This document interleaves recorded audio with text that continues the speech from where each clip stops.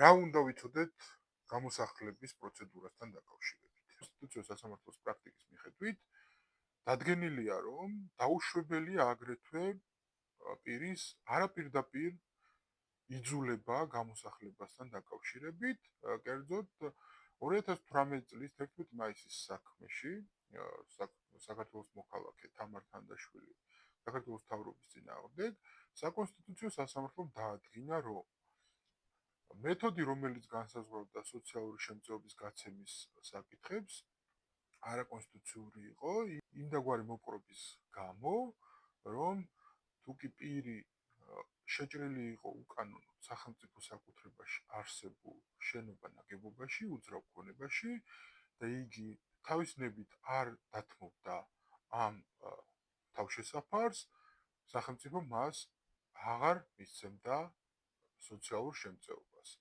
საკონსტიტუციო სასამართლოს გადაწყვეტილებით დადგინდა, რომ მიუხედავად იმისა, პირი შეჭრილია თუ არა უკანონოდ სახელმწიფო საკუთრებაში, ვინაიდან მას გააჩნია სოციალური სტატუსი და ის საჭიროებს სოციალურ შემწეობას, ღირსების შემლახავი მოპყრობა იქნება, თუკი მის მიმართ სახელმწიფო მსგავს ღონისძიებებს გამოიყენებს. შესაბამისად, ყოველგვარი გამოსახლება სოციალურად დაუცველი პირისა, თუკი ის არ კმაყოფილდება, არის არაკონსტიტუციური საკონსტიტუციო სასამართლოს პრაქტიკის შესაბამისად. იცოდე შენი უფლება, დაიცავი შენი თავი.